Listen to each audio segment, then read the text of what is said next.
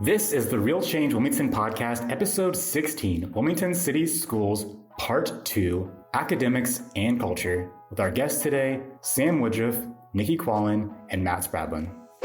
Like there are a million parts that are working and have to work in an airplane, and that airplane and everyone involved in running it has a very high responsibility of the outcome of a successful flight.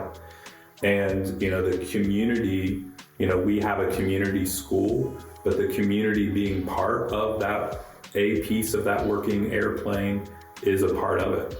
And it is that team, it's that essence of a team. And here our team is not just a team within Wilmington City Schools, but the team involving our parents and community members into the school as well.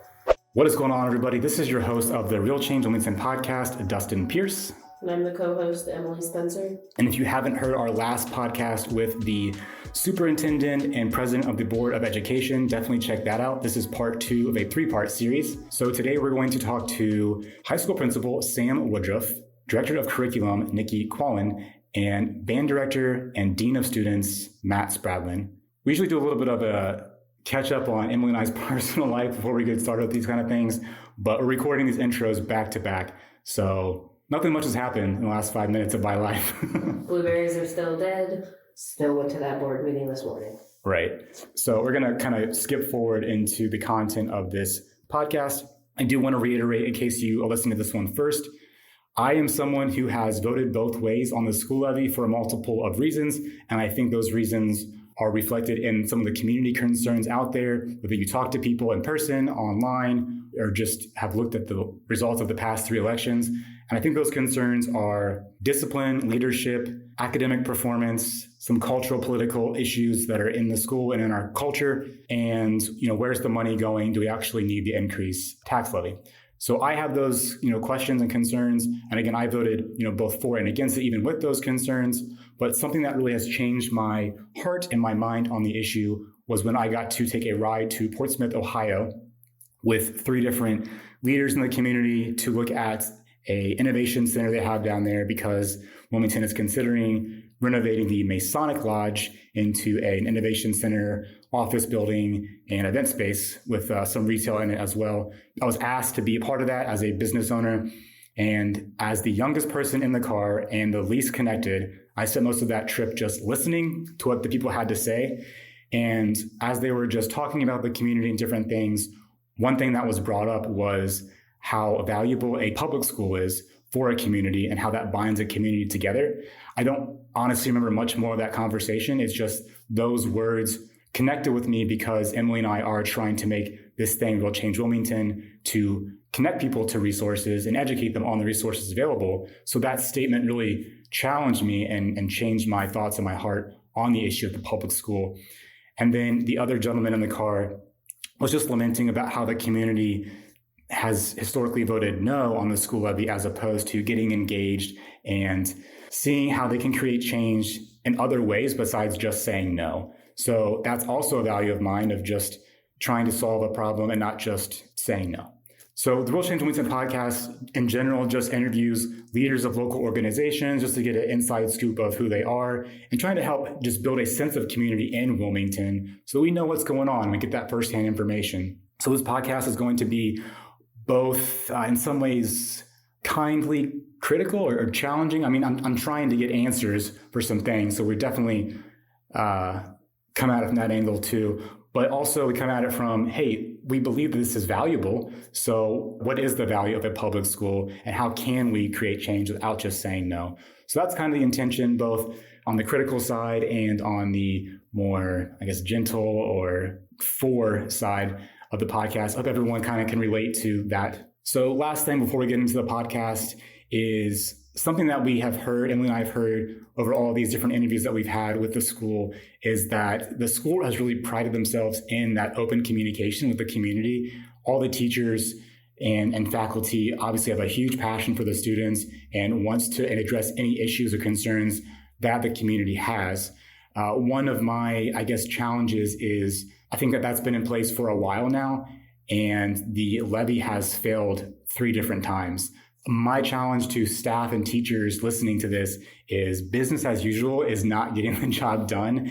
And simply putting out yard signs that say vote for the school levy, I don't think is the answer. I think it's having those conversations with people, talking, sharing the value of the school, empowering people with how they can cause change without saying no. I think that those sorts of things are the answer, and getting out of the classroom and doing more than just putting up a yard sign to really, take ownership of your job, of your community, of your life and your passions for the students to get out there and do that. I think that is teachers and staff responsibility.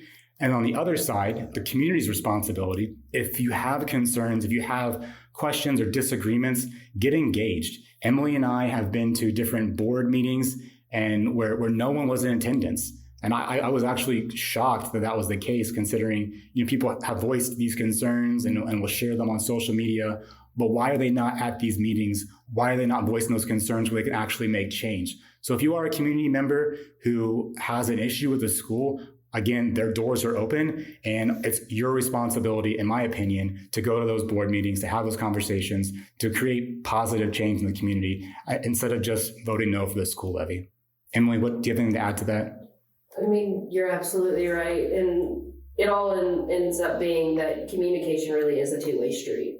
So through this podcast, one of the things that I've learned is that the school administration and faculty and the teachers, they are very easy to get a hold of. They have a full list of their directory on their website, including emails and phone extensions. So, I mean, you can send an email or make a phone call, and if you're not getting the answers or a response, walk into the school and ask them. They have an open door policy. So, I mean, it's important for faculty, administration, staff at the schools to be communicating with everybody, but it's also your responsibility as a citizen with concerns to voice those concerns, because if we don't voice them and we just complain, we're not going to get it done. Yeah. So with that, we're going to bring in Matt Spradlin and high school student Jenna Alamang. I hope I don't butcher that last name, but they're going to just briefly discuss what's going on in the band program, and then we're going to jump into the content of the podcast.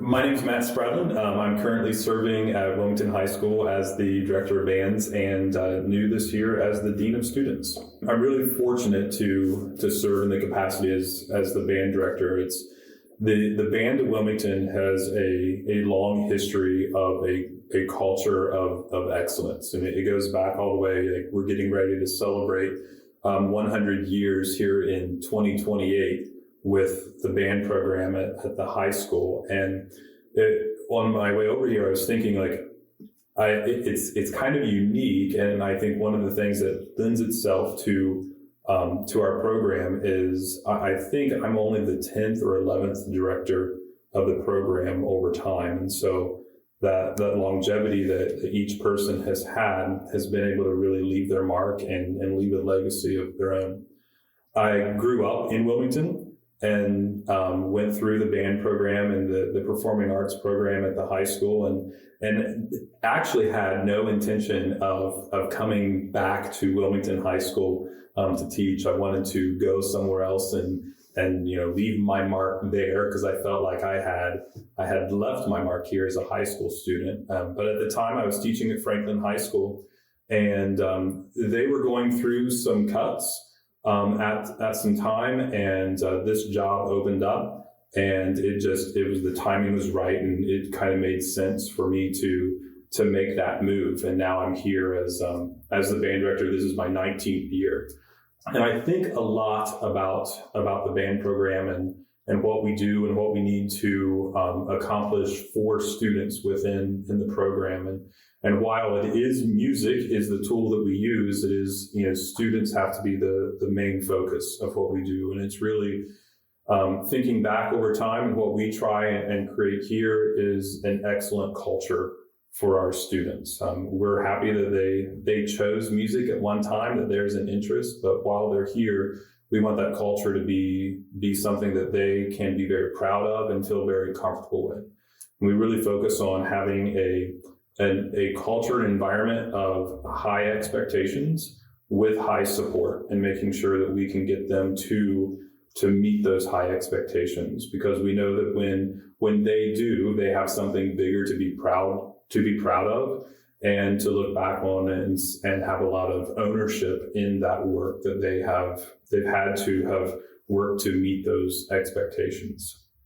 A part of the program that we always take into account is music is a very big part of just being human. I challenge audiences, I challenge our students all the time that you can't go a day without music, whether that is, the background music you're listening to on a TV station, soundtrack music, radio, in the car, or just, you are involved in music wherever it is.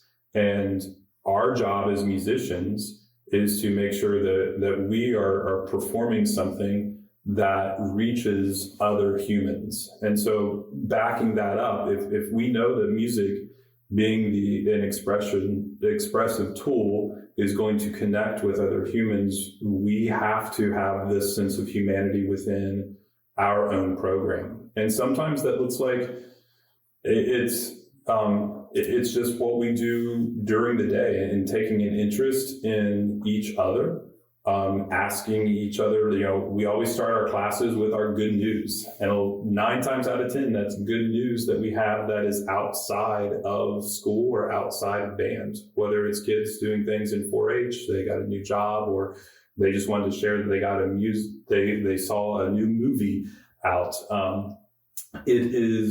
It's this sense of we have to take care of each other and have this respect for each other as humans, because what we do is very human, and we want our music to reach out and touch our audience. The other thing that I think is really important in our program is this sense of legacy. One of our students today was talking about how important our leadership program is in our marching band, where we have students who are ready to guide others. And I always talk to them all the time, like, this is my job. It's expected that I am going to say band is good and music is good, but it's really that when they have peers talking to their peers, or, juniors and seniors who have our leadership roles, who are talking to our younger members of the marching band program, of how to be in band and how to take part of this and what it means and why this is an important program. And then we guide them and we train them to be leaders, to take over those leadership positions and to fill their shoes. And they then have something that's very important to them and have a lot of ownership in the program. That's important to me. As looking back as a student of the high school program here at Wilmington, I had great student leaders, and I get to see that transformative process take place within our students now. We talked about this today in Wind Ensemble, which is one of our concert bands that we have at the high school, and Jenna Alamang, who is also a legacy of our program. Her parents and family members have been members of our program, had a great story to share about how music at Wilmington has really made an impact on her and a person that she's going to talk about in her story. Hi, I'm Jenna Alamang. I'm a senior at Wilmington High School, and I play percussion in Wilmington High School bands. So as Mr. Spradlin said, my father is an alumni of Wilmington High School bands, and it's the reason I actually play percussion. He made me take piano lessons at the age of 5, just so I could learn how to play percussion, because he knew the impact it had on him, and he wanted to have the same impact on me. Band has impacted me in many ways. Thanks to Mr. Spradlin, I've been able to play music in other different events and places, such as in community band, which I read a poster on the wall and was like, sure, I'll join the community band just for something new. And through community band, I was able to meet a man named Paul Shivers, who was very influential within the community. He used to own the Song of the Story, and I know he has a degree in vocal and instrumental music. So music has played a very large part of his life. I believe he also may have been the band director at Lancaster High School for a little while. He used to be he is an alumni of Wilmington High School bands as well. he was diagnosed with throat cancer. So he is unable to speak and or play wind instruments. So the way I met him was in community band. I play percussion and he also plays percussion. And I find that he is the happiest person in the entire community band who might have the most going on within his life. And I can tell that he is using this music as an outlet to express himself and express his emotions. I find that music often is almost like a counselor in the sense that I can play music without saying any words, and somebody across the room who's playing clarinet can understand and connect to me and help me release that energy that I need to release.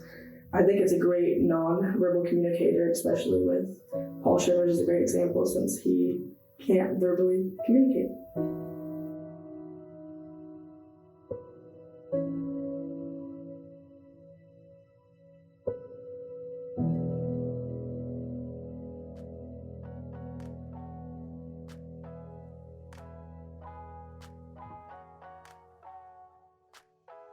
All right, so we have a full house for this second section here. We have Matt Spradlin, Sam Woodruff, and Nikki Quallen. We're gonna chat about some different issues in regards to discipline, in regards to academics, and then some cultural, political issues that we've all kind of had forced down our throats during COVID. So just discussing how that's playing out in Wilmington City Schools, and then ending the section with even if people still have concerns or disagreements, what is the value of a public school for our community, and are there ways people can be empowered to cause change without just saying no to the school levy? So with that, let's start with introductions and backgrounds and roles. Matt's already talked about his role as a band director. So Matt, can you give us a background on you personally, and then we'll ask about the role of Dean of Students. So my name is Matt Spradlin. I grew up in Wilmington, Ohio as a 95 graduate of Wilmington High School. I have 2 degrees in music and my administrative certificate from Xavier University, and just started my dual role as band director and dean of students in November this year. What are some of your hobbies?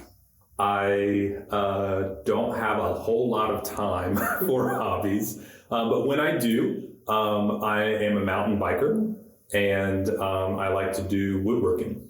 What do you woodwork? Well, whatever. Usually just projects around the house, or I like to make things that I know I can make instead of buying it somewhere else. Can you frame walls? Just a random question. I could, yes. You could? Nice. That's a skill that I want to learn at some point. Okay. Anyways, so tell us about the role of the Dean of Students. How did that come about, and what does that look like? So the role of the Dean of Students, this came out during the first quarter, and it is being funded through ESSER money, and that takes us just through next year, Which is COVID funds, aka. Yes, okay, right. And the idea behind this role is our kids do have some needs at the middle school and high school where our Dean of Students positions are. And the role of this is to take care of some of the minor infractions at the school. So that may look like tardies, maybe students having some issues like getting work done in class. Maybe they are in the hallways more than they should be. Then it's to help students get on track of where they need to be. So you said that it's funded by ESSER, sorry. Mm-hmm. But you were already a teacher, right? So just go with a pay increase or something? No, the Dean of Students is on a teacher's salary. So my pay didn't change from my teaching role, my teaching duties, to the Dean of Students. So were you a full-time teacher before? Yes. And now you also do this full-time too? Yes. So how does that work? How the changes that took place is, so my role before I became the Dean of Students was full-time music teacher. And so I was in all of the bands 6 through 12. We have 5 bands that meet throughout the day, and as well as teaching some music electives. So you would travel to different schools and teach all those? Right. Okay. I would be between the middle school and the high school. Okay. And so when this position came about, I showed my interest and also presented the district with a plan of how I could serve in this role, and then we would end up making some moves, and we did, among our music teachers throughout the district, to be able to cover all of our music classes. So students didn't lose any instruction from that. And I think with the proposal and our plan that we put in place, we didn't end up adding any positions to the district. What I want to go back on that just a little bit. It's not that students would lose any instruction time. It's like we had a plan in place. We use a co-teaching model in our band program. And I wanted to make sure that with me going to the Dean of Students position, we didn't lose any sort of instructional support from our staff.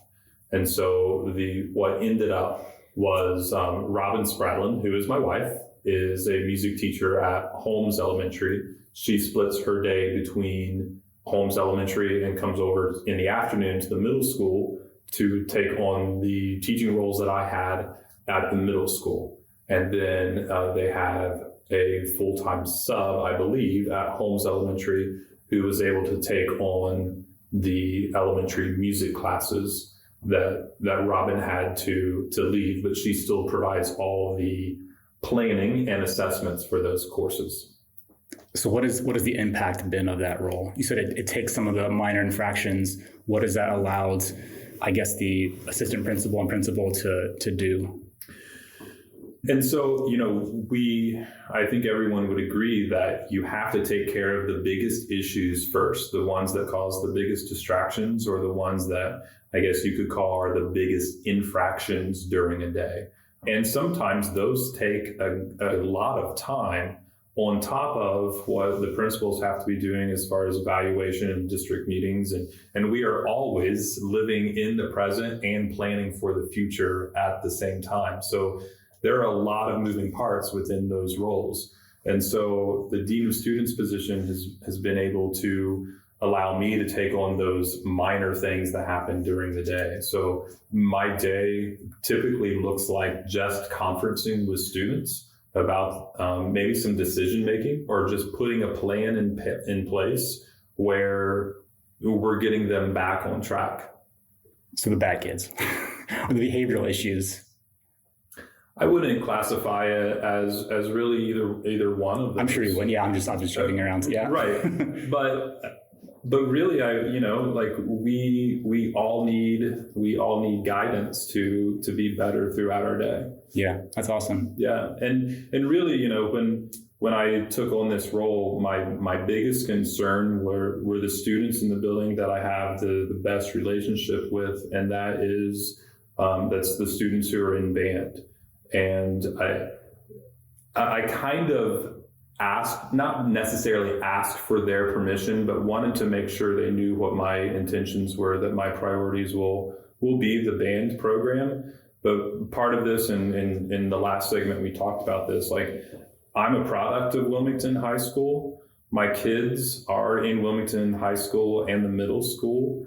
And if there is a need, my message to my students is, if there is a need in the organization where you are, and you know that you have the abilities to make an impact, then you step up and you take on that responsibility. Do you feel like your role is addressing some of the community's concerns that have been expressed in like the news journal and stuff about discipline? I guess I would need a little more information, like what are some of those specific issues? Well, the journal didn't say. It just said discipline was an issue that at least the new superintendent was hoping to address some of the community concerns. Well, when you think about, the word discipline really means to teach.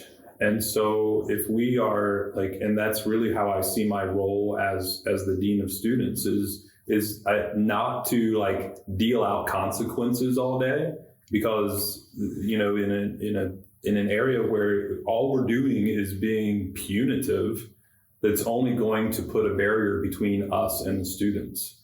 And so what I really want to do is to help our students know what the right pathway is. And always what's really, really important to me is the why. And because there will be a day where they're not in this situation where they have high structure and high support. Like the high school gives them a place to be and things to do all day. And that's that high structure. And they have everyone there who will also give them high support. And when we get off that track a little bit, then that's where my role comes in, is to help them get back on track. Because one day, within 1 to 4 years after they leave Wilmington High School, then they don't have that same structure. They don't have an area of high structure that they are in. And my goal is that we can help be that guide for them at this point before they are in that scenario where they may be a little lost at that point. Yeah, that's awesome. So if you are a band director and your wife is a music teacher, are your children in the band programs, or are they not into that? They both are. Robin and I actually team taught for 15 years at the middle school and the high school. Nothing happened other than that our girls became very active in different things, and she wanted a different type of schedule at that point. Our girls both dance at the Wilmington Performing Arts Studio. And we're there a couple nights a week for dance, and they both play instruments in band. Kelsey is our junior and is a clarinet player, and Abby is an 8th grader and plays trombone. I would like to think that I gave them the choice to be in band or not, but there was probably an understood expectation that is something that they would participate in. Do they play music that you just don't like, just to rebel against you? I'm going to play classical, Dad. Forget you. I like all music. Okay. It's just Seven Nation Army on repeat. That's in the fall. That's what it feels like. Cool. Well, that's a good background. Thanks for sharing about your background and your role. And then let's move over to Sam to do the same. So tell us just about you as a person. Hi, I'm Sam Woodruff, high school principal. Also grew up in Wilmington. We moved here when I was a first grader. My dad worked at Airborne Express. So that's why we moved here. Then graduated from high school, class of 05. And then went to South Carolina for college. So Coastal Carolina University was where I did my undergrad. My degree was in early childhood education. Came back to Wilmington, started subbing, eventually got my first teaching job at Holmes Elementary as a 3rd grade teacher. Went back to Wilmington College and did my 4-5 endorsement there to teach 4th and 5th grade. Finished out my teaching time teaching 5th graders. And then went on to do my master's through the Ohio Writing Project at Miami University. So I have a master's in English. Through that, then did some time as a literacy coach in the district. And then went to Xavier University as well to get my principal's license. And then have been a assistant principal at Holmes in Denver. And then was the assistant principal for 2 years at the high school. And this is my 3rd year as principal. Can you tell us about some of your hobbies? Well, I've got 2 young boys, so they are 7 and 9. They keep us busy. They're both involved in lots of sports right now, so we're on the go a lot with their seasons. Then we like to travel some. My husband and I we're both basketball players, so we enjoy sports, watching live sporting events. We also enjoy watching live performances, so seeing plays, those sort of events too, and taking our kids with us. So I had last week I was working with Emily and I work for a marketing agency called Make Shark, and I was meeting with one of our clients to get them launched. Are you waiting for this? And he was like, I heard you met my wife last night. And I was like, Mark Woodruff. Oh, is your wife Sam Woodruff? And he's like, yep. So I got to meet your husband and your mom. And I asked her about you. She's like, let me tell you something about Sam for this. Because she's like, you're doing a podcast, what's that? And so let me tell you something about Sam. So she told me just how much you love kids. And I guess she had to back you off from fostering a child at one point, which I think is a testimony to how much you care for your students. Yes. So. Yes, that was a few years ago. I'm interested that she picked that story to talk about for me. So a few years ago, my first year at the high school, there was a student that was in a situation where she was removed from her home and they didn't have a place for her. She was about 15 at the time and really had a serious conversation with my husband about if we could and should foster a student. And it was something that I still would do if a student ever needed to. That's awesome. Right on. So tell us about your role as a principal then. What does your day-to-day look like? What's your responsibilities? It's always different. That's what I always tell everybody is that this job is awesome because it is never the same 2 days over again. There's always something different. Matt had mentioned in what he shared is that a big part of our work is supporting teachers.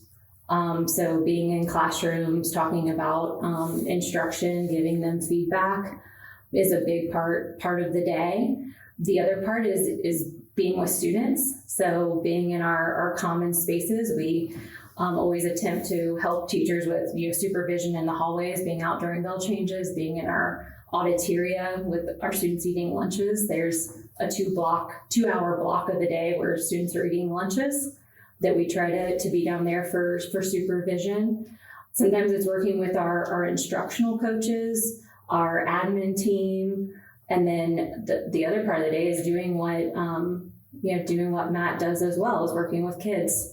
So helping support them with what they might need, working with our guidance counselors on grades and curriculum, and we're already planning. Our planning for next year starts in February. So we're already a good chunk of the way into planning for the 23-24 school year. So that's a lot. It is. Do you have any follow-up questions? No. Okay. I was thinking about basketball questions, but then I realized I know absolutely nothing about basketball. My sisters-in-law both played when they were in school and briefly in college, but they don't do that anymore. So we do have some questions, but we're going to skip over.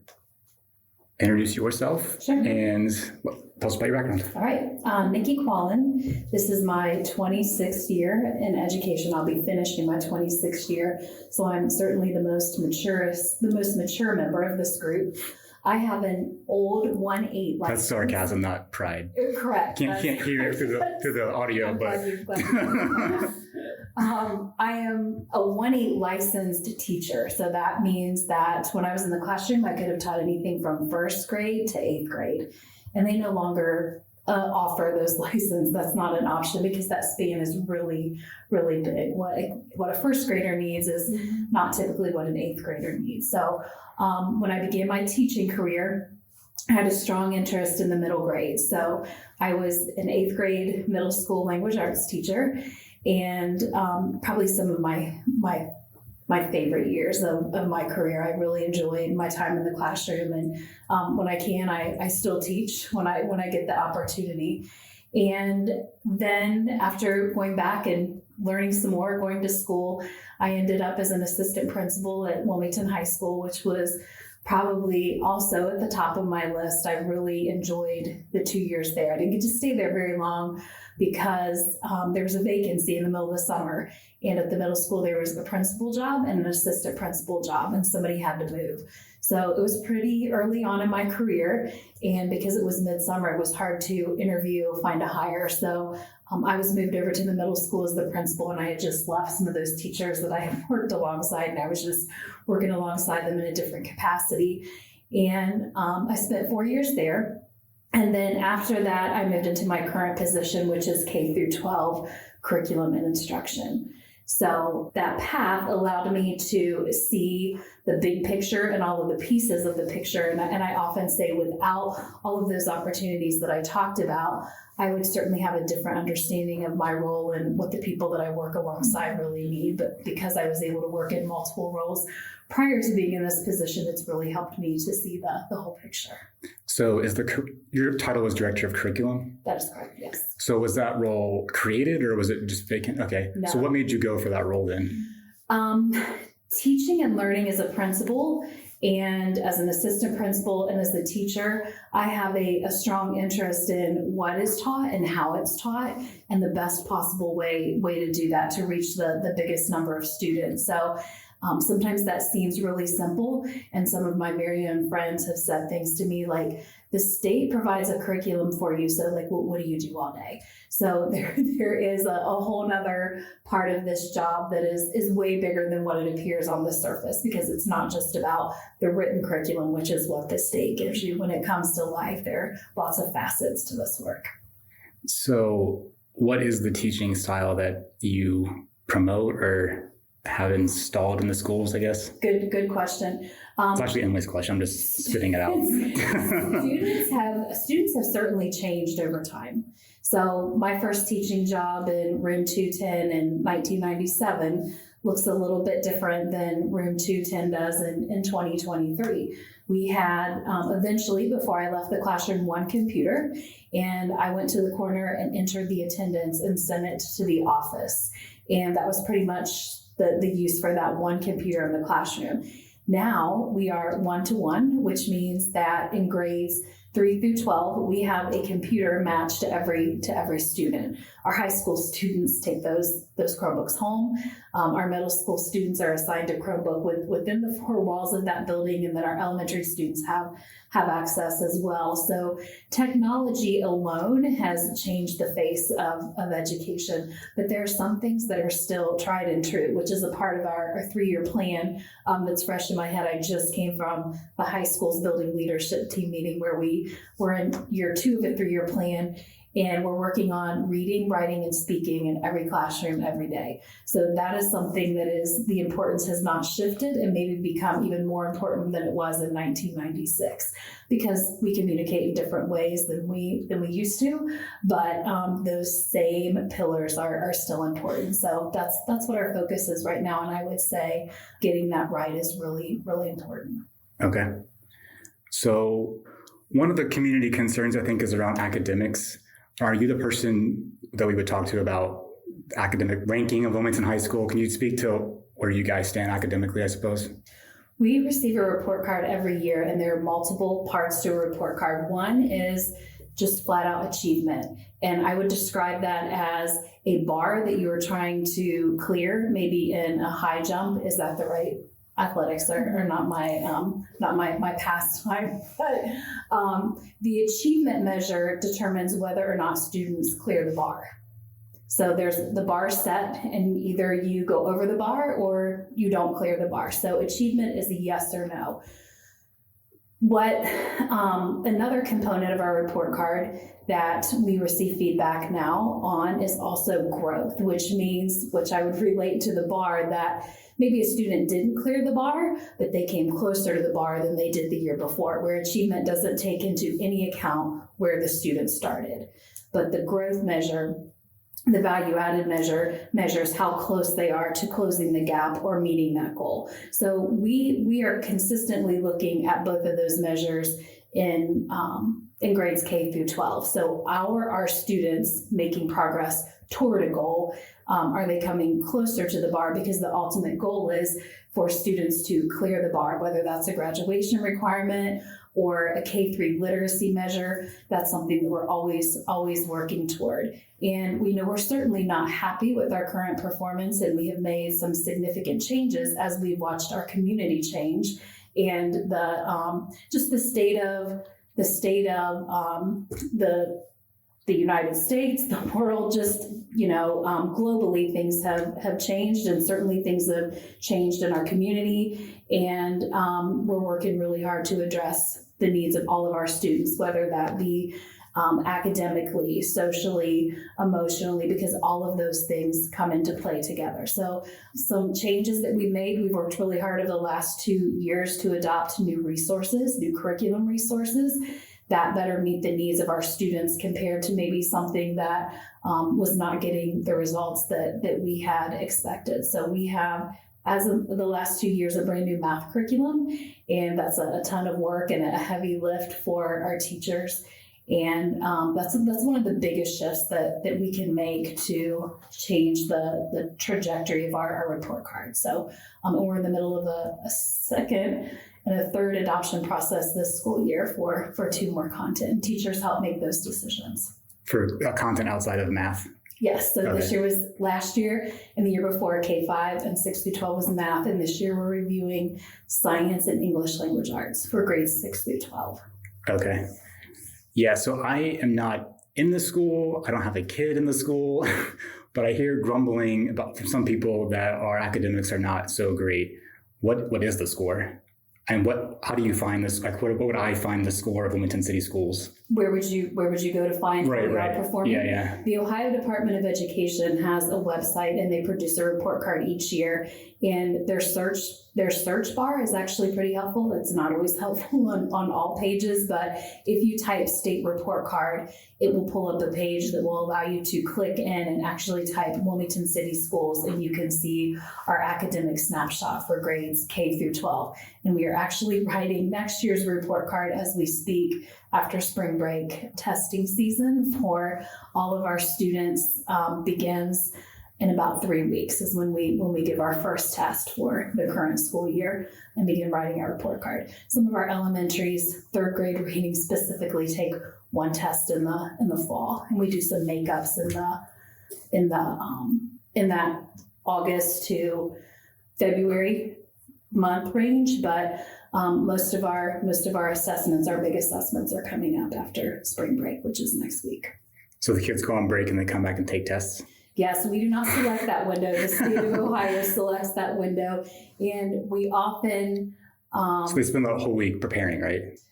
Academics all week. I'm hoping that we spend the whole year preparing to measure whether or not we're meeting those standards, but there may be some special things that teachers might do to boost students' confidence in the 2 weeks prior. But we also want them to be able to show what they know, and if we put a lot of pressure on them to do that in those 2 weeks before, that may not be in our best interest. So we want to make sure that we are at our best for the entire school year and not just cramming or teaching to a test the 2 weeks before. Because if our curriculum is right and our instructional practices are in play and what we are teaching is aligned to the state standards, we should see improvements. And trying to do that the 2 weeks before the assessment would be detrimental for everybody.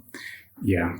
So I want to make sure that anyone's questions might be answered. So it's my understanding that the school's academics have been consistently poor, and it made students eligible to get enrollments to private schools.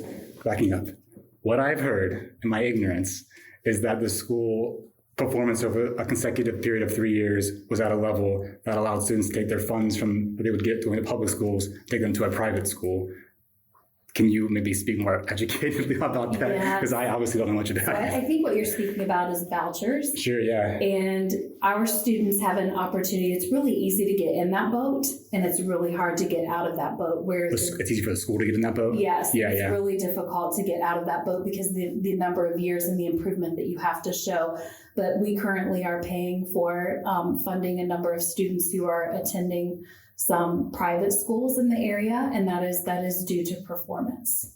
But you are addressing those things, it sounds like, with new curriculum with math, and then next year, Absolutely. English and science. And our K-3 literacy program, if you pay attention to what's happening at the state level in education, which you may or may not, but literacy has been a huge focus in Ohio, and there was a new dyslexia law passed in the last couple of years, and a whole guidebook that has come out that has changed what all schools are doing in the state of Ohio in those early literacy years, which early literacy is considered pre-K through 3. So we have made some significant shifts in grades pre-K through 3 because you're building the foundation for the rest of the students' career.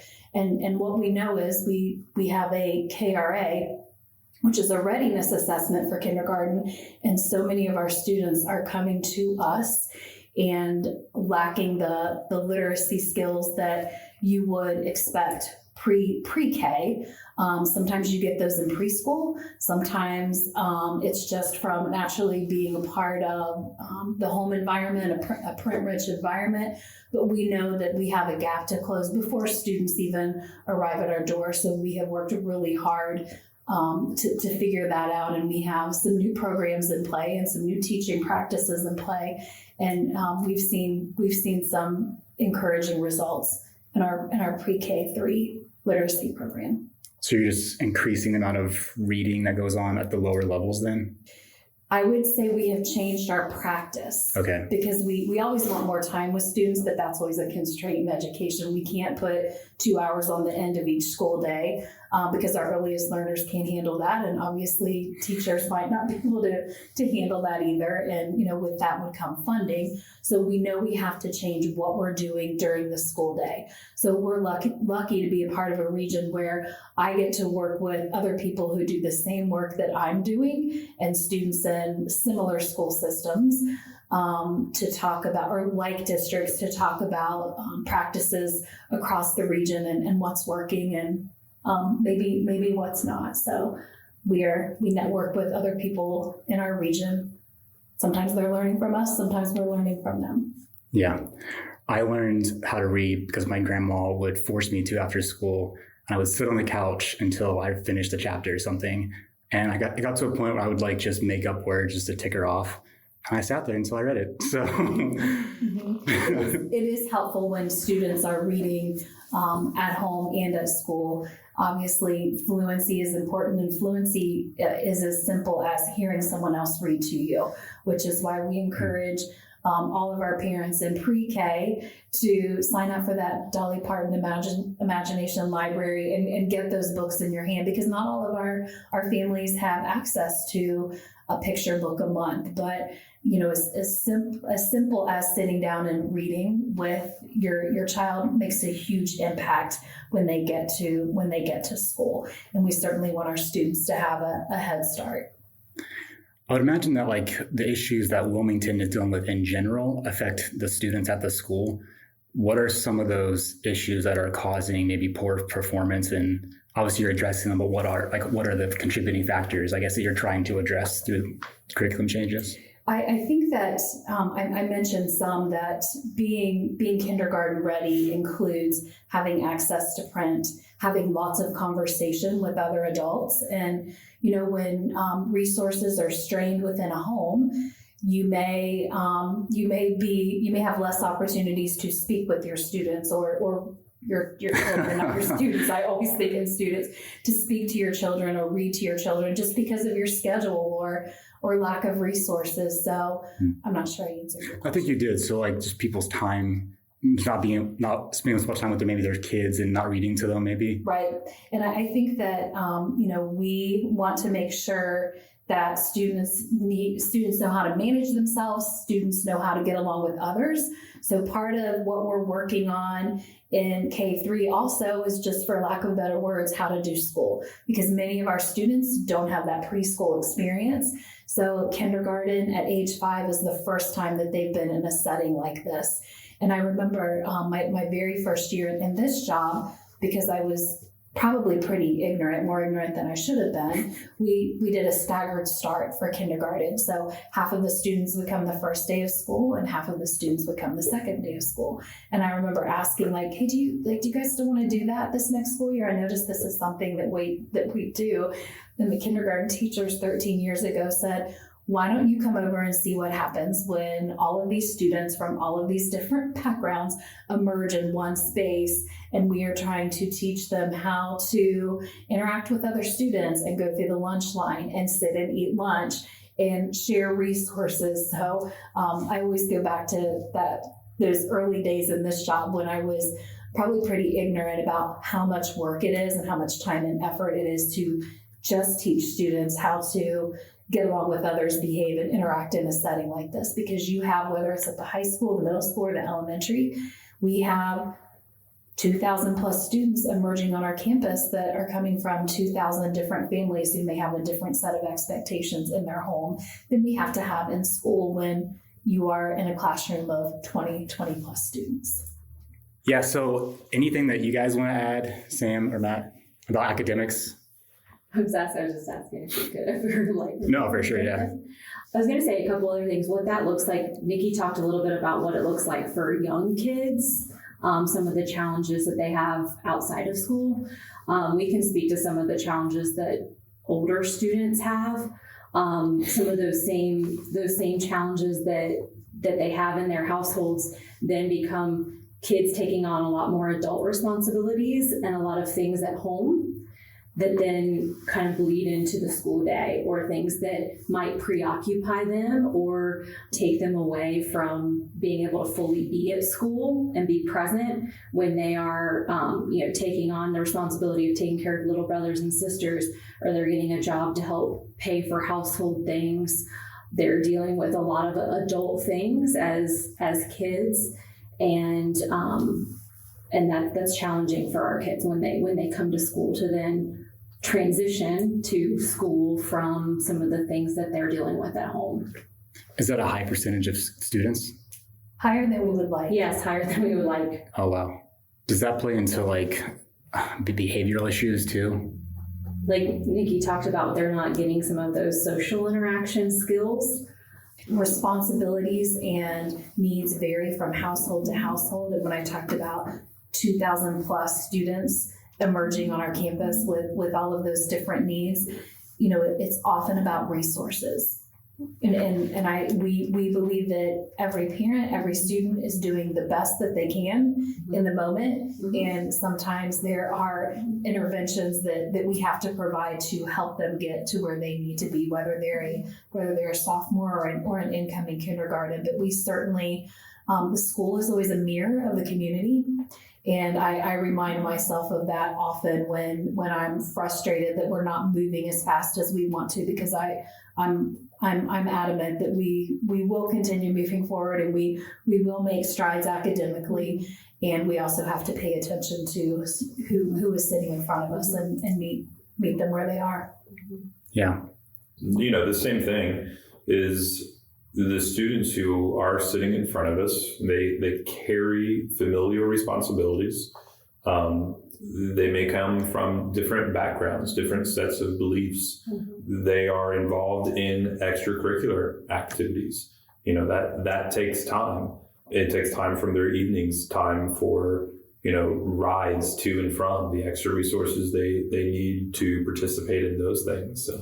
As kids get older, they want jobs. They want to be in school. They want to have time where, job gives them a little paycheck, which gives them that little sense of independency. And, I think in high school, kids start to desire that a little bit, and they bring that on themselves. And our older kids also start to develop more relationships.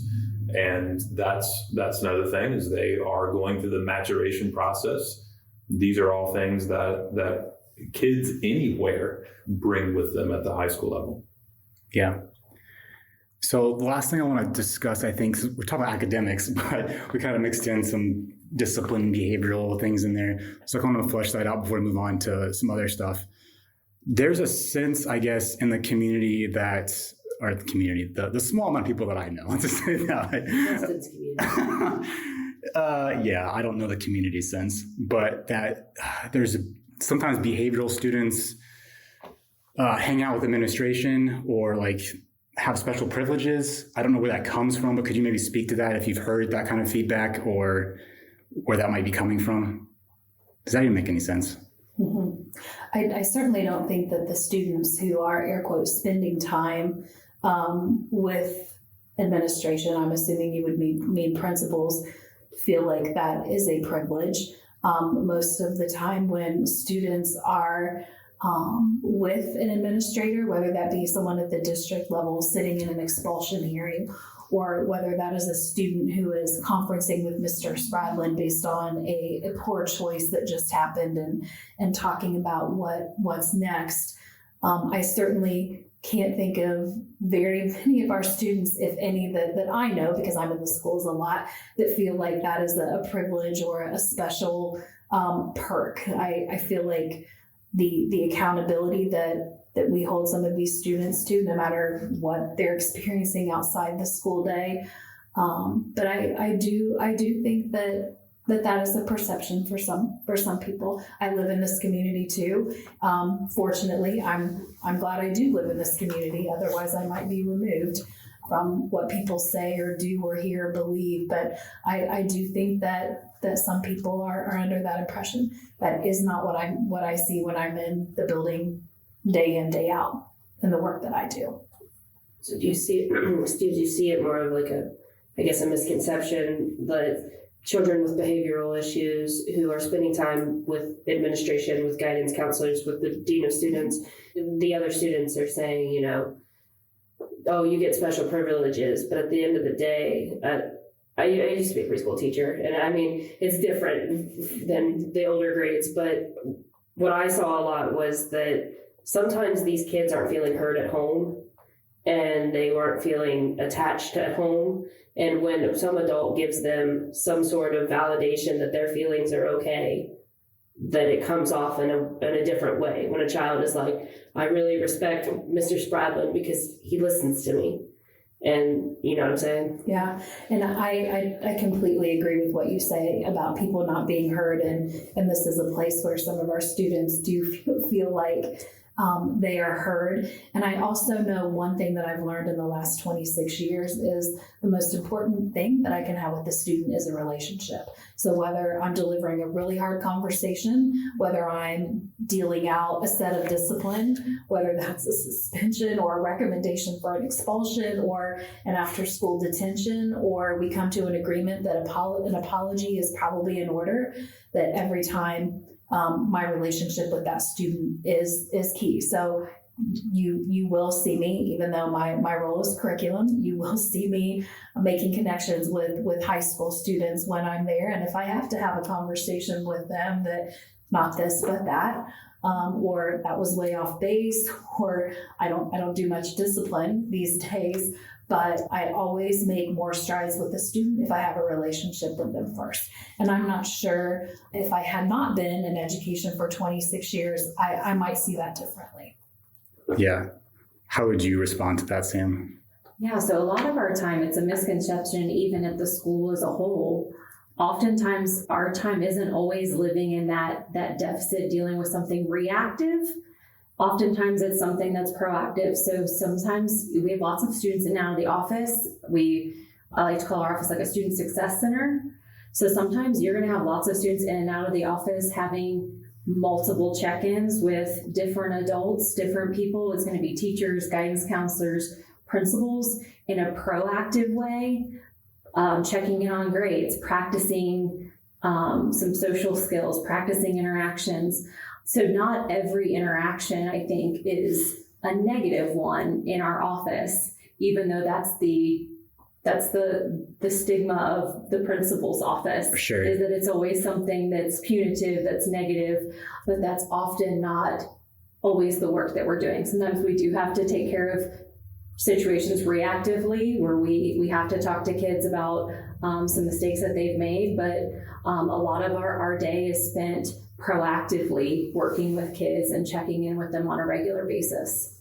So your response would just be the misconception is that behavioral students or with issues are coming to the office and just hanging out, but you're saying it's more proactive. You're trying to build relationships and help them succeed. Absolutely. Building relationships and practicing skills. Mm-hmm. So talking about getting them on like Matt talked about earlier, getting them on the right path for that week, that day, and every kid is different. So consistently giving kids what each of them need is important to us. And what Dustin, what you might need is different than what Matt might need, than what Nikki might need at school.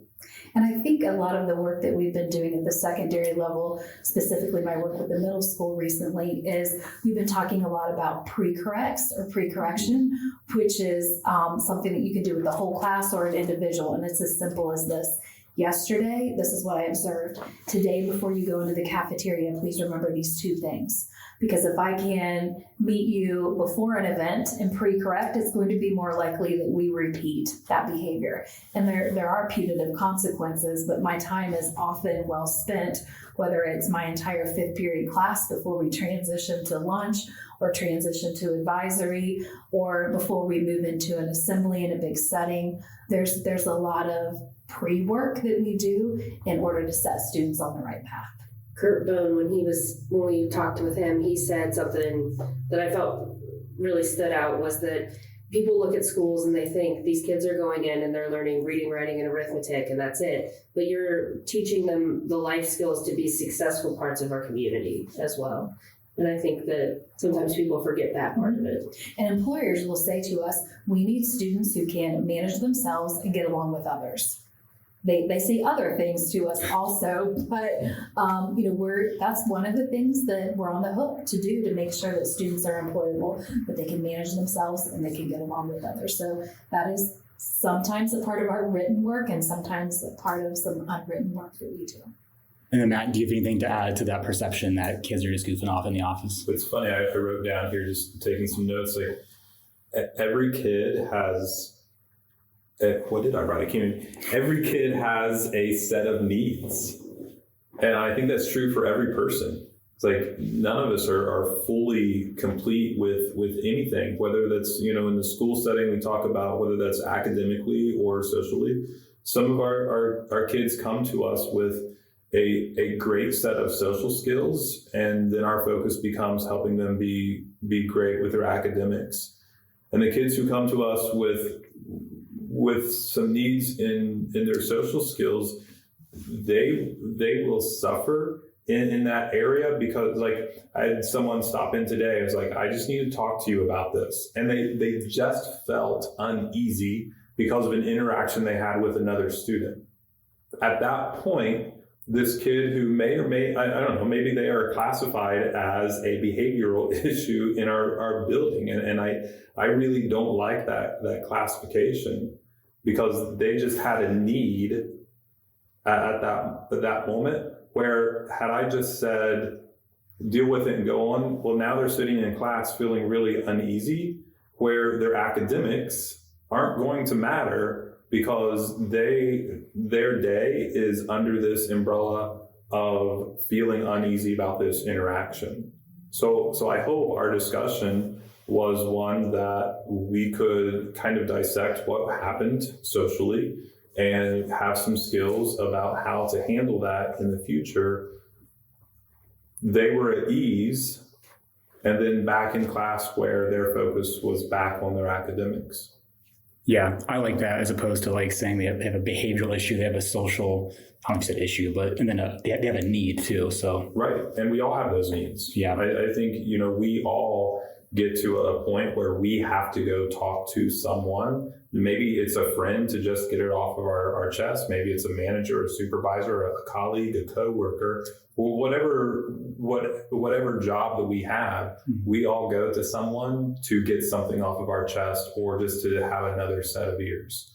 And a lot of times that ends up being us, because it can't be the teacher who also has 25 other students in their classroom at the time.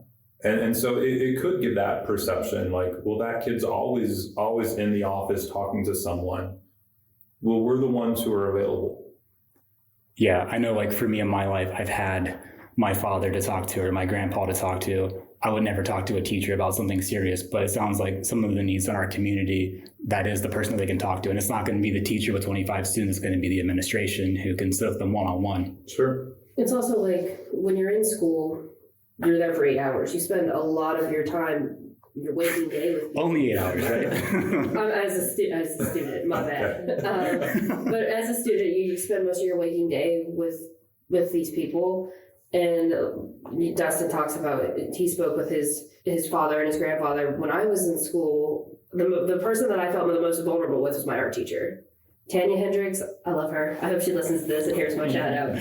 But she was my high school art teacher through 9 through 12, and she even opened up like a course for me to do independent study, so that because I was a PSEO student, and she saw the way that I created things, and she would pull me aside and she'd talk to me about things, and she'd be like, "Are you okay? Like, do you want to talk about this? I understand if you don't." And I always thought that, like she never had to do that. She could have just slapped a grade on my sketchbook and gone on. But, when you don't see your kids interact with a teacher directly, it's hard to see that relationship that you've built as well. Do you think, this is a question we can maybe come back to later, but let's just ask it now. Is this a perception that's in the community? And then how have you communicated that it's not that way? Because it sounds like you've heard that as well. So is there ways that the school can communicate what's actually going on so that the gossip and the negativity can maybe just die down a little bit? I do think there are lots of opportunities to speak directly with someone from the school to get your questions answered. And we are always looking right out of the gate. We talk to teachers when we talk about strategy, which is part of my work. We talk about low prep and high prep. So there's some lower commitment ways that people can get involved, and then there's some high level of commitment ways that people can get involved. But we really want to see an increase of parents coming to the school. Parents will come to school for Mr. Spradlin's band concert in droves, standing room only. I'm helping drag chairs out of the back closet. But when we get to parent-teacher conferences, our participation, specifically at the secondary, is often dismal. So we've really started reaching out and making phone calls and asking parents to come in. But we really would encourage, our parents as a first line to attend the school events as something that might be considered low prep. 20 minutes, the night's already set up for you. We would hope to get more parents through the door, no matter what your student's performance level is, to learn more about what we're doing here. And then, all the way on the other end of high prep is 2 years ago during COVID, because we received a grant, I actually headed up a mentoring program, and people in this community really responded. I just laid out on Facebook, I have this program, I have students who will help me out. And we had a lot of people who said, I'll do this even though I know it's virtual, I know it's not going to be face-to-face. And I would consider that a higher level of commitment than maybe coming to a parent-teacher conference. It's attending a concert, but we really want people to know and understand the work that we do, like you all are taking time to understand what we do today. So we have some opportunities that are probably underutilized, but we also are rethinking ways that we can not only serve our parents better and meet them where they are, whether it's that I can't come in, but I'll do something virtually with you because I can do that on my 15-minute break at work, which we can do now. We've learned how to do in the last 3 years, or if it's being involved with one of our students through a very formal mentoring program. I think not everybody who has concern or interest in what goes on at school is a parent. So I think we continually need to think and rethink ways to engage our community in the school so they can see the success of some of our students firsthand. Yeah, Emily and I went to one board meeting a few weeks ago, and I was shocked that nobody was there. I would assume in a community that is the votes are so yes and no on the levy that there would be people coming out to voice their opinions or hear what's going on, but there was literally nobody there. Well, there was, and the families were there with their children, and then they received awards. And they all went out to take pictures, and I was like, and then left, yeah. Yeah, at first I was like, is this it? Is the meeting over? Because nobody came back. And, apparently that's pretty commonplace. And you look in media, like on TV, school board meetings are always packed to the door. And I thought that's how it was going to be. Mm-hmm. Yeah, and I don't know if this is a positive thing to say, but there's, the school levy's coming up, and there's been some levy meetings. And I've been a little bit disappointed at the turnout for the community and teachers. You would think that if this is important, you would pick the time to be there. But I don't know if that's it just seems it's I don't know. It's just a thought. I think that, at the end of the day, our teachers are, anything that they do has to be outside the school day, just because the letter of the law, any kind of levy campaign. So certainly there are ways that our teachers are involved, that even though it's not coming to like a steering committee levy planning meeting. So there are lots of things going on right now that teachers are sharing to educate the community, and are involved in the process of the levy. So not everybody is available to come to the table at 6 o'clock on a Wednesday night or whatever that night was. But we certainly have provided the whole staff opportunities, because this is going to impact every single student, every single person in this district, the success of this levy. So I guess my original question was like, what are you doing to communicate all the good things that you're doing? Because what we've been talking about is just like, we have open doors to come in and like check things out. People aren't utilizing that. So what are you doing to communicate, to push it out there, you know? Or what can you do? Like if you've been strategizing those kind of things? We certainly have spent a lot of time over the last couple of years highlighting and spotlighting things that happen across the district through the district's Facebook page and a superintendent's newsletter and articles that we would submit to the Wilmington News Journal celebrating our accomplishments. You know, I don't know how many clicks that gets or how many people read that, or if we're not providing them with the things that are of interest to them most, but that's definitely something that we have to continue to explore. Yeah. Do you guys have any thoughts on that? Or One thing, going back to somebody brought up parent-teacher conferences, one of our shifts this year has been trying to get more parents into our building, to see the building, to see their kids' classrooms. And at the high school level, coming from elementary, you have, and as students grow, you have more parents involved at the elementary level, but as students grow, they become more independent. But we still want to be able to connect with parents and hear them and talk about their students, what's next for them, and just connect with them in an authentic way. Some of the feedback that we got from parents in a community building circle we did was that they didn't feel like they were invited to parent-teacher conferences at the high school level, or they felt kind of left out of that piece of being at conferences. And some were like, we haven't even been in our kids' building. So we've had a really big push this year to try to get parents and invite them in. So all of our teachers have been calling and inviting parents into the building to have an in-person conference with families, and not for just students that might be struggling in a certain class or worried about their grades, but all students. So students that are involved in lots of different activities, students that may have even straight A's. Like, we want to know we want to connect with you. We want to know about your kid. We want to know what's next. We want to be able to invite them in to see the building, to see all the good things that are happening, and talk about how their kid is doing. It's been a positive experience for our teachers and for our parents and students. Anything else, Matt, that you want to add? We are always open and available for communication. And I think there are times we like to, within the community, talk about, but maybe not search for the answer. And I think that, everyone in the district has an email, everyone in the district has a phone extension. And I think we are all very open and willing to have those conversations. And when someone, maybe like, I wonder why this, or I have this perception of this, is I always encourage everyone. Like, for years, the tag at the end of my band emails are, any questions, just ask. And I think that's true for anyone in our community. The more, our job is to educate our youth, but sometimes we also need to educate the community about what we are doing.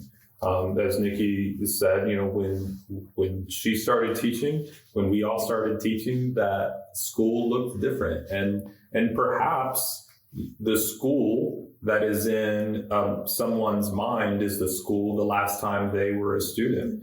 And I love to share what we're doing. I love to educate about the changes that have happened over that time. Yeah, I don't think there's a question of if you guys have an open door policy and are willing to talk. I guess it's just my perception that, we've failed 3 levies. So maybe it's time for the teachers or the school to step up and be the voice, and as opposed to just saying we got an open door.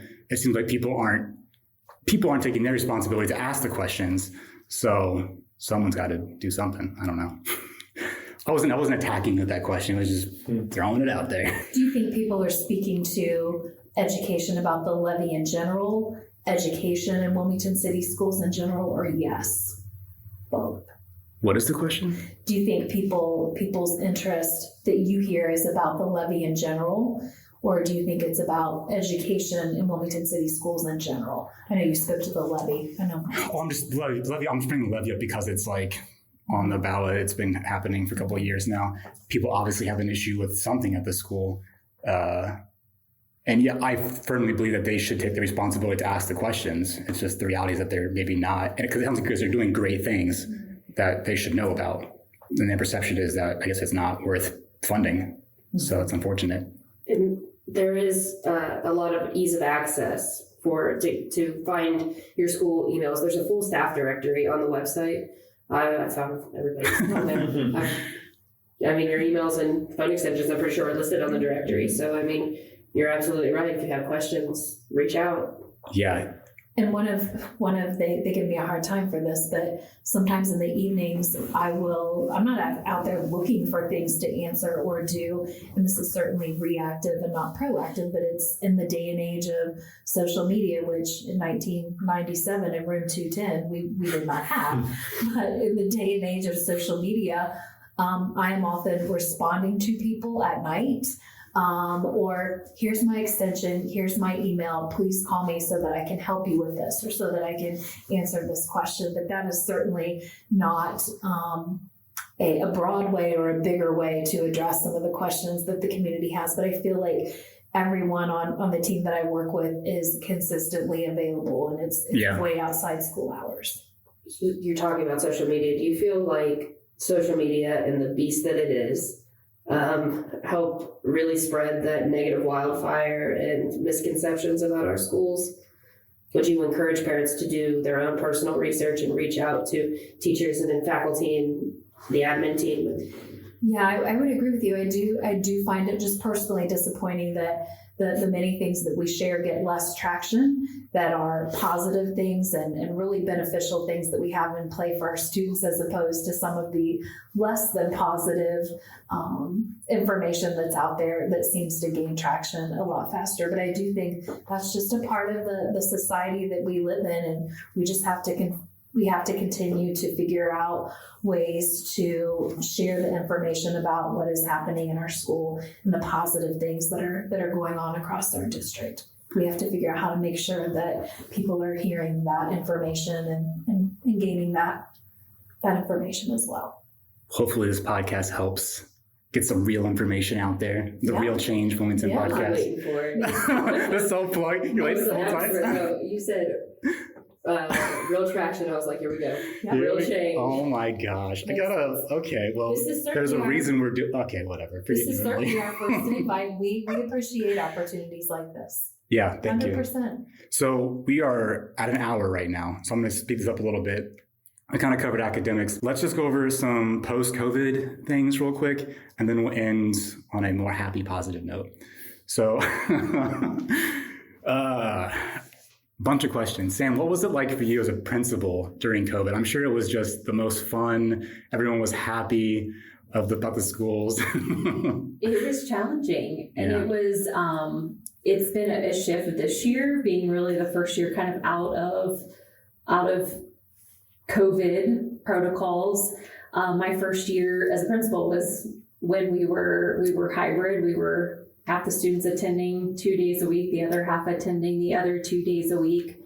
I will say our staff jumped right on board with when we had, everybody had to stay at home. Our staff came in and jumped right in, making individual instructional folders for students to take home. It was quite a production with 750 kids and all different individual schedules, and trying to figure out how we organize that and make all those. And we had a pickup line that was drive-through style.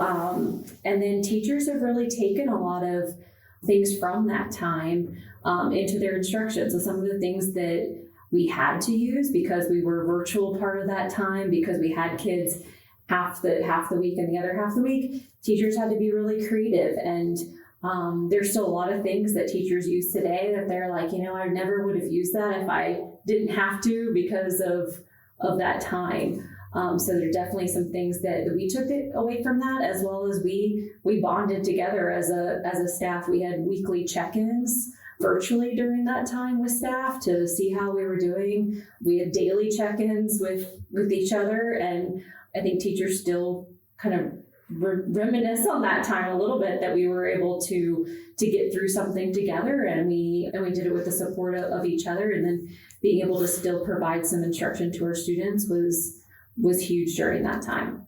Yeah. What was it like navigating? I mean, nationwide, there was contention of the mask mandate, especially in schools. What was it like to navigate those waters in Wilmington? Well, we worked together as a team really well as a district, and our students, they did a great job that year. When we came in, we explained. Teachers did a great job of teaching the new policies and procedures. We actually had a whole PowerPoint presentation by class period, teaching them all of the different policies, procedures, the why. Teachers and students overall, everybody did a great job of really adhering to those policies and taking care of each other. From what I've heard, there was more adoption more adoption with the students than with their parents. Is that right? Or was that not the case? I've heard good things, like the students were all on board doing it, but there was some maybe grumbling parents or community members. And where we, at the high school, our students did, like I said, our students did a great job. We didn't hear too many things at my level, as far as people who were upset about it, at least at the school level. Okay. And at that time, we had a fully virtual option for students who may or may not have been comfortable coming to school or did not want to navigate the world of ever-changing policy or what's next for the district. So some students early on committed for the full year to be virtual, which was a huge undertaking. Literally, in a couple of months, we launched a fully virtual school with minimal staff. So it was great that our students had options and our parents had options during that time. So you accommodated people both who wanted to be out of the school because they wanted a mask and because they didn't want a mask. So you were just overall accommodating. Absolutely. Okay. There wasn't a quiz or a questionnaire about why. Why, yeah. We did not ask why during that time. Whatever it is that causes you to select this option, no questions asked. Yeah. Oh, I think I don't think it's just my perception, but I think during COVID, a lot of people lost trust in government institutions, and one of those being the school, just because all of the COVID mandates and the cultural upheavals. So I feel like that was really unfortunate for the schools. The next thing we're going to talk about, since we covered that, is going to be, let's do critical race theory. So all the race issues that happened post-COVID. If you've turned on Fox News, you've seen this. What's the response been of the school to that topic? And a number of years ago, when this first was presented to me, it was actually on a vacation with family friends. And the first time I heard these words was on that family vacation. And so I had to educate myself about the background behind critical race theory. And what I figured out, the more I read, is that this was at the collegiate level. That critical race theory was something that was... Meaning the college level? Yeah. Okay, thanks for... Post-secondary, so after high school. And there were a lot of misconceptions that this was a curriculum for Ohio schools, or this was a course taught at Ohio schools. So figuring out what the questions were the trickiest parts at first, because I was unsure why I was even being asked that question. And it seemed from that question, I was more in tune with what was going on in the media, what I was hearing and what people were sharing. But schools in Ohio, public schools in Ohio, follow a specific set of academic content standards, and those are listed on the Ohio Department of Education's website. And on the very front page, Learning in Ohio is where you can look at all of Ohio state standards, which is an approved curriculum by the State Board of Education. So certainly, if there is interest, whether that be in the social studies curriculum or English language arts curriculum, pre-K through 12, it is all public record for people to see. And all of our curriculum and the resources that we choose are based on those standards that every public school in the state of Ohio is teaching, has to build their curriculum from. So I do think that many people, including myself, did not understand the origin of critical race theory, and that it was something that happened at the collegiate level or post-secondary, that's where this discussion, this teaching perhaps originated, and that most public schools don't have a curriculum or a course that focuses on just that. Yeah, how would that even come into the schools, I guess? It's like a scary boogeyman term, I feel like, but how would that actually play into like a curriculum of a school? Right. I'm unsure because of where I know that everything that we teach comes from the state of Ohio's academic content learning standards. And I think it's probably a matter of trust, which you've touched on in a couple of other parts of this conversation, that the district is teaching as a public school system the curriculum that's been adopted in the state of Ohio. So I think that's where a lot of those questions come from, that maybe people are going rogue and teaching something different. We review lesson plans in our district. Our teachers write plans. We're in classrooms a lot doing classroom observations. So, it's not just something that I assume that there's a set of curriculum that's adopted and that may or may not be what's taught. Okay. So you mentioned that the Ohio's website has the curriculum on it. Is critical race theory on there? It isn't. If you do Control F and a quick search. I'm sorry for asking dumb questions, but I'm just trying to get some clear answers. No, critical race theory is not mentioned in. Okay. Yeah.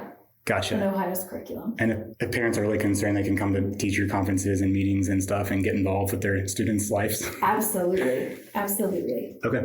And if people hear something other than what I know and what my experience is, certainly we want to know about that.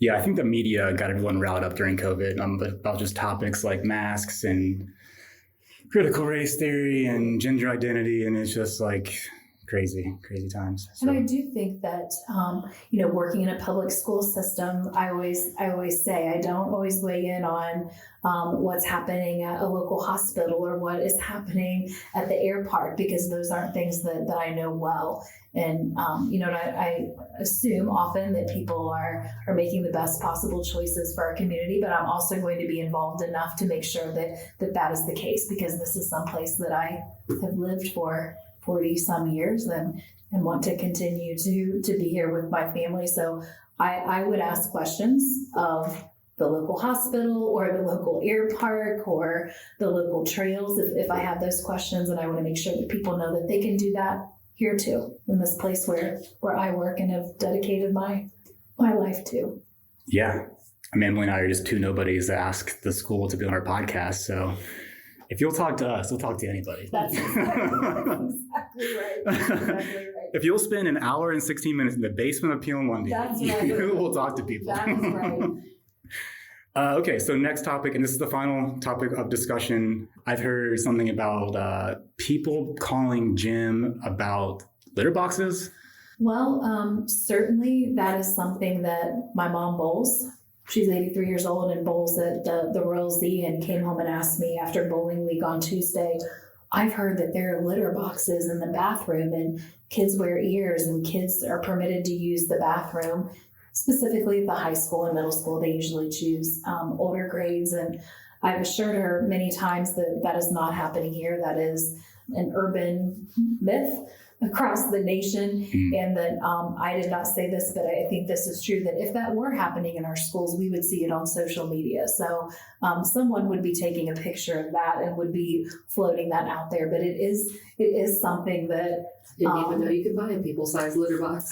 I didn't either. But that is something I feel like that people who are outside the world that I work in would often ask.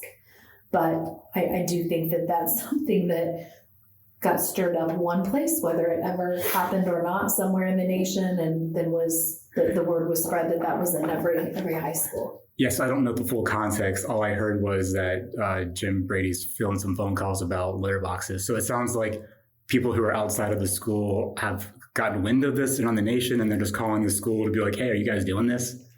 That's how I see it from my seat, because I'm certainly in restrooms and in buildings every single day, and I've never seen a litter box in a single bathroom. I would be disturbed if I did. So let's just say there are open issues about whatever. What is the value of a public school? If people still have concerns about academic performance, culture, political issues, and we disagree about all these things, what is the value of a public school, regardless? I mentioned earlier that a public school is a mirror of the community, and I strongly believe that is the case. The opportunities that a public school can provide are unmatched. As far as when I look at our arts program, when I look at the opportunities that our students have in learning to get along with others and learn about the world around them, I think that the public school provides an unmatched opportunity. I agree with that. I think of the quote comes to my mind that when we think about books and literature, but the same with a public school is that when students come to a public school, the space itself provides mirrors and windows. So oftentimes we come and we can connect with people, with content areas, with things that we find ourselves in. So a mirror of, oh, that person is like me because of this, or I connect to that person in this book because of this. But then also provides windows into other people, other backgrounds that aren't like mine. So it provides both a space where kids feel validated and connected, but also a space where they can also learn and grow about perspectives that they may not know about. Yeah. Matt, same question to you. Not only are schools a mirror of the community, public schools are a mirror of society. And I think that's where the windows you see other people. You learn about yourself through relationships that you have with other people. It's also going back to what I said before, we have this place of high structure and high support.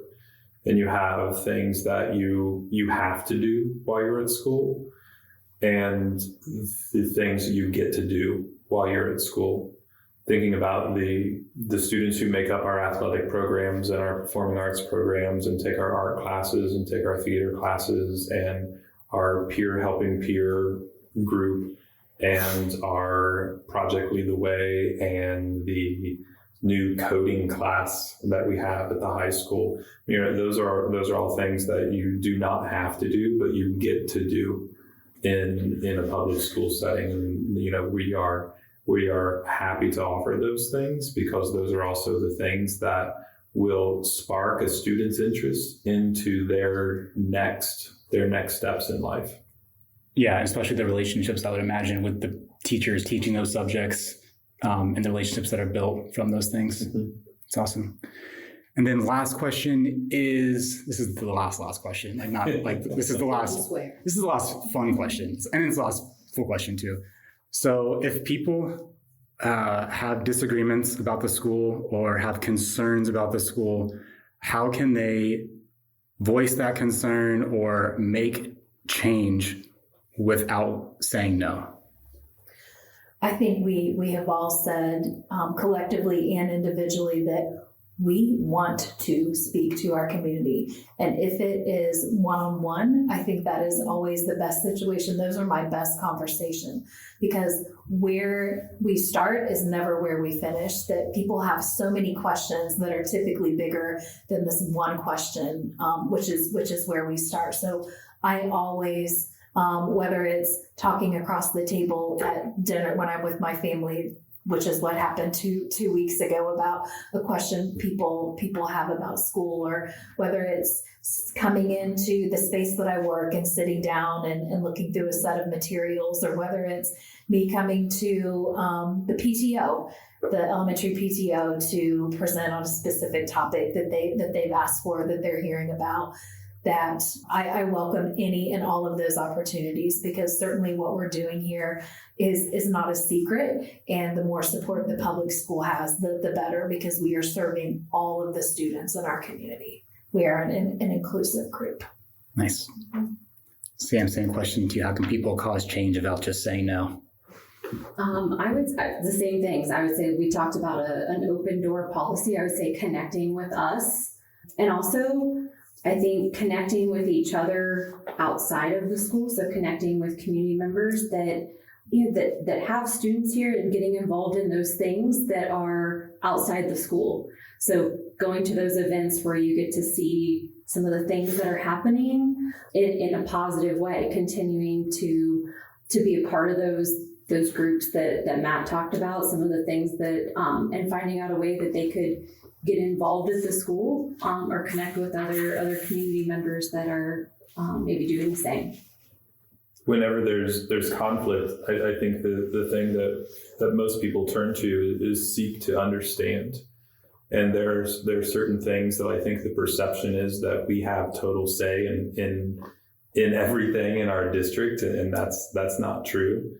So I always encourage people to seek to understand what comes to us from the state, what we have to do, and then what we get to do as a district. And then, this involvement is key.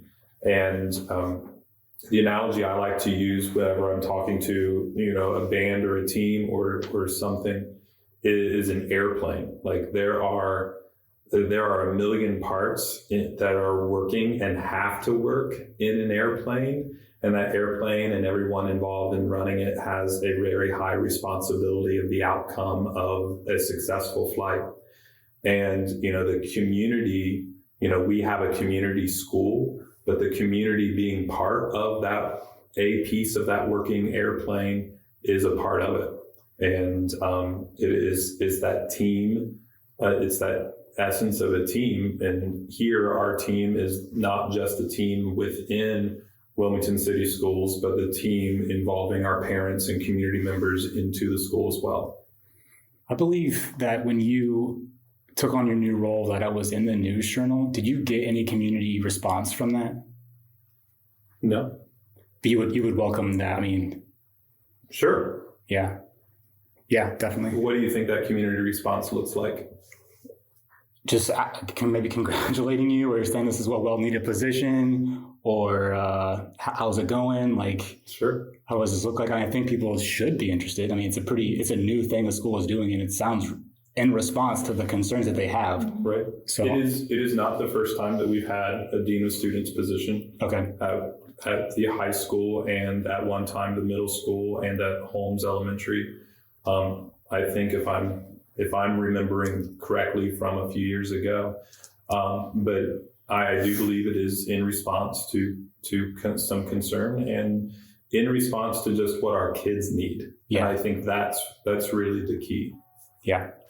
And then how can people reach out to you if they have any more questions?